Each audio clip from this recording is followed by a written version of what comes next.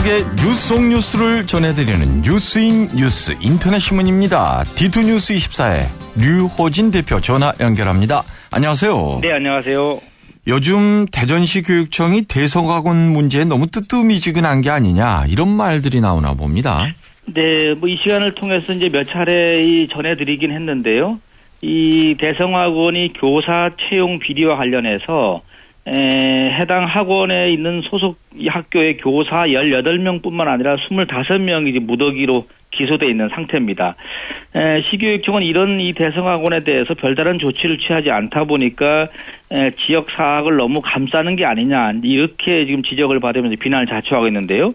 지역의 교육시민단체들 등에서는 이 대성학원 소속 교사들을 조속히 정상화하고 이 학생과 학부모들 피해를 최소화하기 위해서는 이 채용 비리 연루 교사들을 직위 해제해야 된다. 그리고 또 하나는 이사들 전원의 임원 취임을 취소하고 임시 이사를 파견해라 이렇게 요구하고 있지만은 어느 것 하나 받아들여지지 않는 것 같습니다. 네.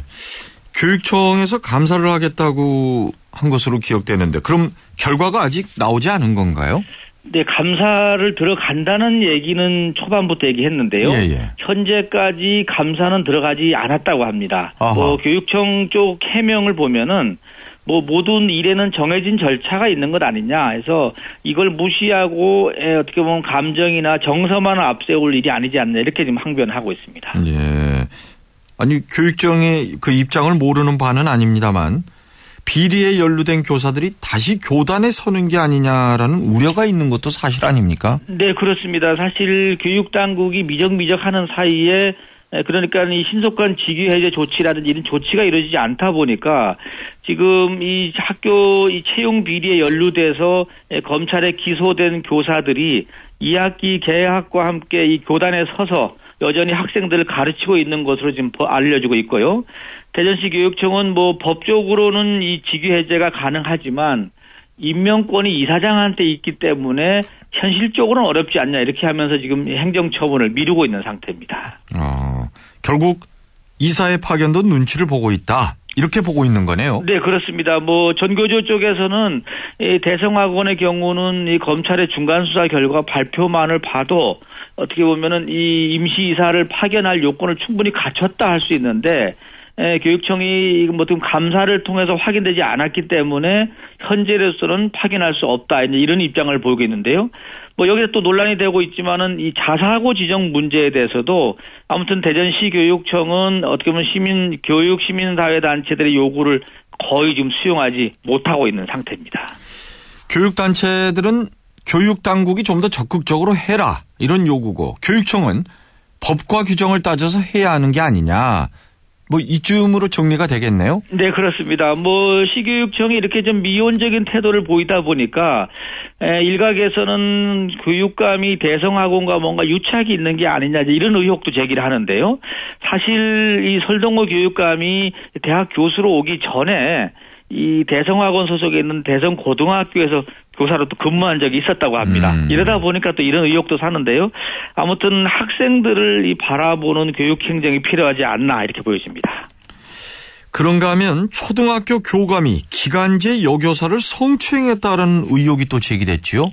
그렇습니다. 지금 경찰이 수사에 나섰는데요. 내용을 보면 이렇습니다. 지난 14일 날 대전에 있는 한 초등학교 기간제 여교사가 모텔에서 같은 학교 교감으로부터 성추행을 당했다 하면서 경찰에 신고를 했고요.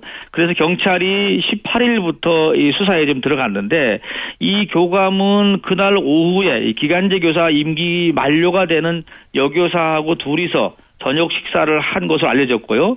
그리고 교감과 교사가 술이 취한 상태에서 어디 숙소로 지금 들어갔다 이렇게 지금 나오고 있습니다.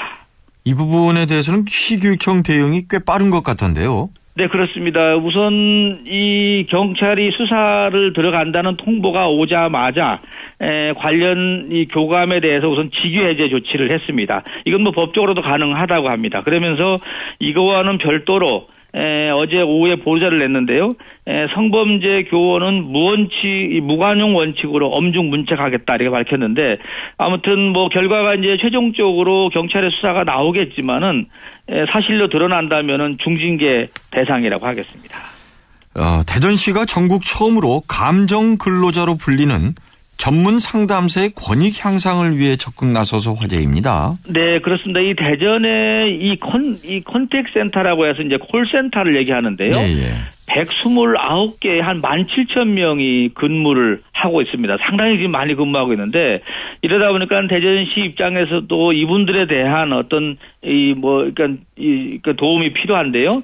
따라서 법률과 노무, 의료, 경영, 인권 이런 다양한 분야의 전문가 23명으로 자문단을 구성해서 전문 상담사의 어떤 권익 보호라든지 향상을 위해서 정기적으로 활동을 하겠다 했는데 이렇게 자문단을 구성하고 적극적으로 나선 사례는 지금 대전이 최초라고 합니다. 충청권의 파출소 지구대 절반이 밤엔 경찰관들이 문을 잠그고 출동을 한다고 하는데 이게 아무래도 인력이 그만큼 부족하다는 건가요? 네, 그렇습니다. 이 자료는 국회 예산결산특별위원회 소속인 김재식 의원이 경찰청으로부터 제출받은 자료인데요.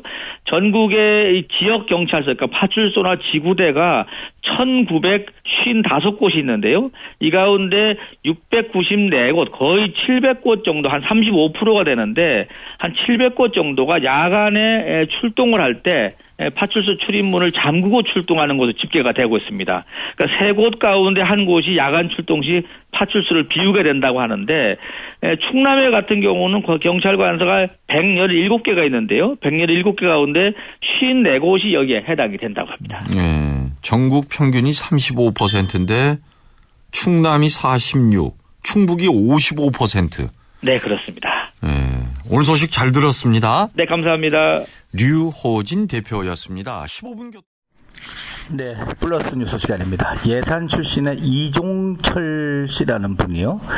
미국에 있는 펠팩시, 뉴저지주에 있다고 하는데 펠팩시의 부시장으로 임명됐다는 소식이 있네요. 박병석 내리 사선 국회의원, 이분 이거 상당히 좋아하시는데 대전은 사실 유일합니다.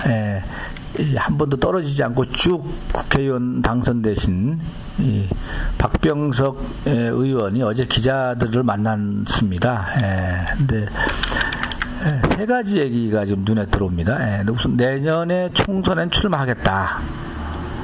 그리고 지금 한간에 나돌고 있는 시장 출마설 부분은 말도 안 된다.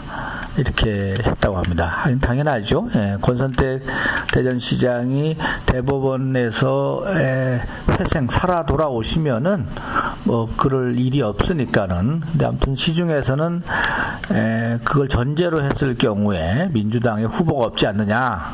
그러면 박 의원이 나가야 되는 게 아니냐. 왜냐하면 또 사선 이상들 국회의원들은 이제 좀 더 어려운 곳에 가서 역할을 해야 되는 게 아니냐, 이런 분위기가 잡히다 보니까 그런 얘기가 나왔던 것 같은데 어찌됐든 어제 딱 잘라서 얘기를 했습니다.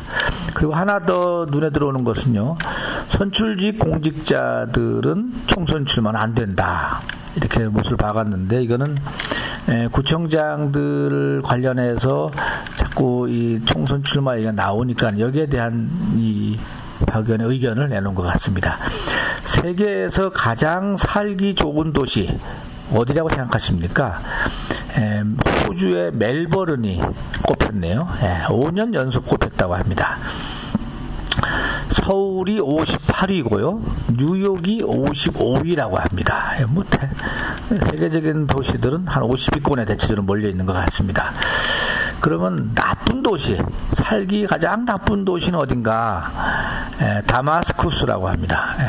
이게 시리아에 있는 도시인데요.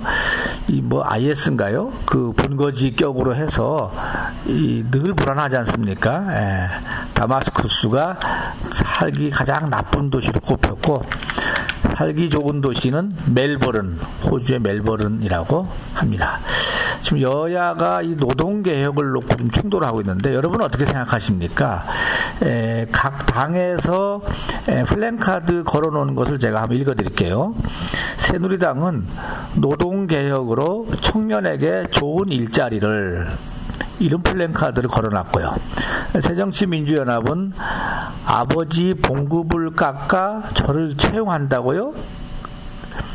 일자리 창출은 재벌 개혁으로부터 이렇게 써 있는데 이 짧은 메시지가 국민의 마음을 어떻게 움직이냐 이 부분이 관건인 것 같습니다. 이상 플러스 뉴스 마치겠습니다.